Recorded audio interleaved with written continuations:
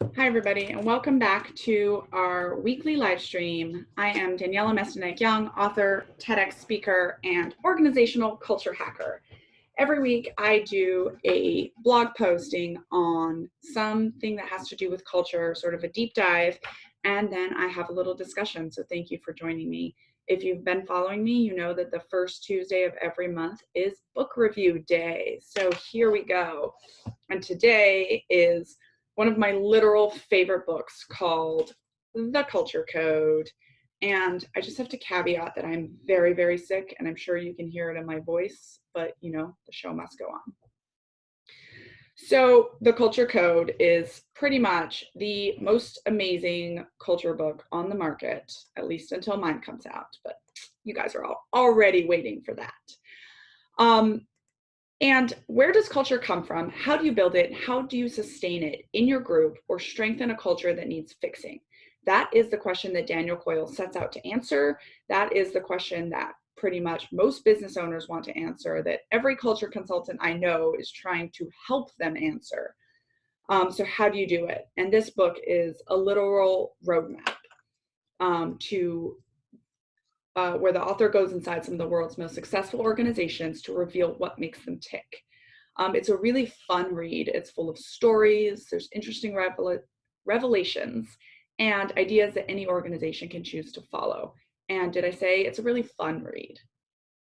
What I love the most about this book, which I've spoken about General McChrystal's leadership book, and this book is another example, is that the writer is basically able to suspend his moral judgment of a group being either a good or a bad group, and is just able to look at teams that truly work.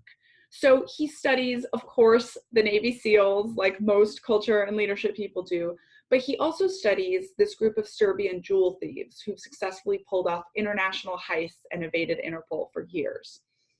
And I love that because I truly believe that looking very closely at a team that works and being able to delve into why that works, regardless of how you feel about their goodness or badness, is so important. Of course, if you follow me, this is why I spend a lot of time talking about the cult that I grew up in, right? And what we can learn from that, both to avoid and to emulate. Because any group, no matter how evil you think it is, if it functions, if it works, then they are in part doing some things right. And it's very interesting that he looks at such a wide swath of groups because you can see the obvious things that come out.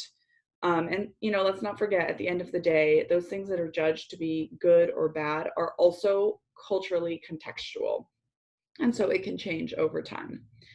So after spending, I believe it is 5 years embedded with all these different groups, the author, Daniel Coyle, he outlines essentially 3 essential skills in this book. And they're all skills that you have heard before, which is build safety, share vulnerability, and build purpose, or establish purpose to be exact.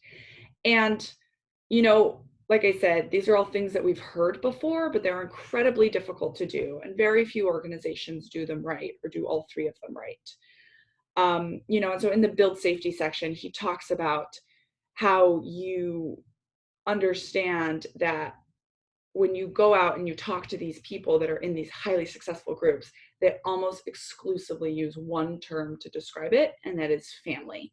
And it's not any of these other words like friends or team or tribe that would be basically equally as plausible. They describe it as family.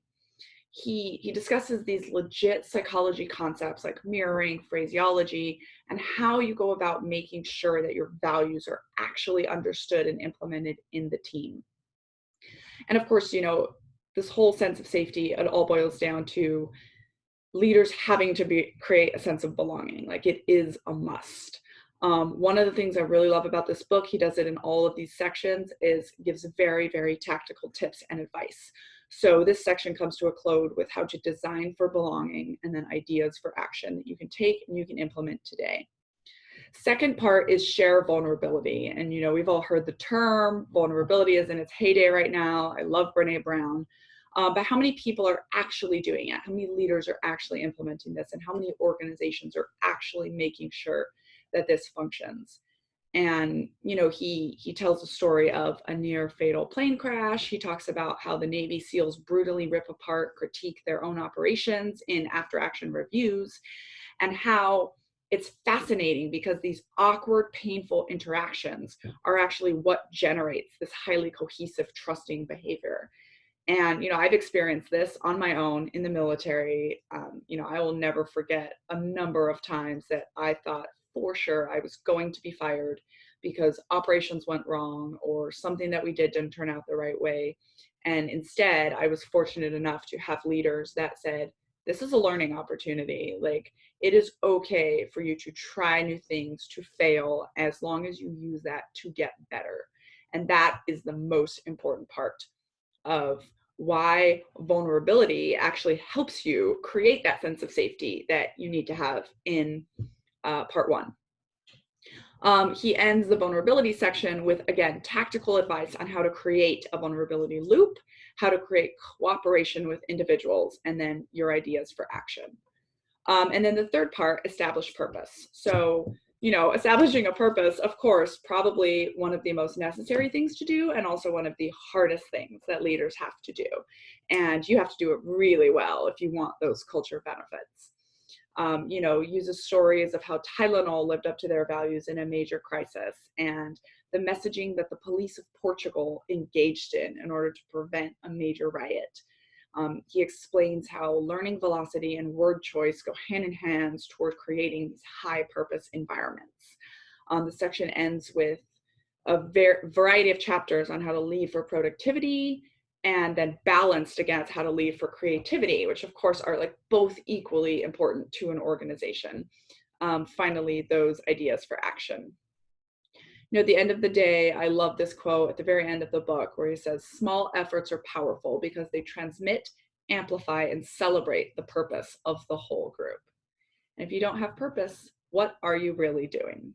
So that is my review of Daniel Coyle's Culture Code. It is a phenomenal book. In fact, I always auction one off at every, sorry, not auction, I raffle one off at every leadership talk that I do these days because I love it so, so, so much.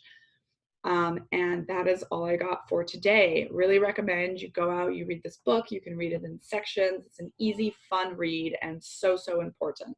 So thank you so much for joining and watching today. I am Daniella Mestenek-Young, TEDx speaker, author, combat veteran, co-founder of Cavness HR, and organizational culture hacker.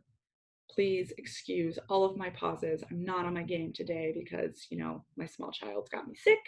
But thank you for watching. And if you are interested in learning how to build a culture map for your organization that can be easily followed, easily implemented with all kinds of tactical advice, please check out cavnesshr.com. Get in contact with me, follow me on Twitter, connect with me on LinkedIn.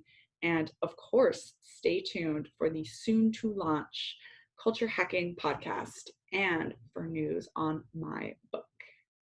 Thanks. Bye all.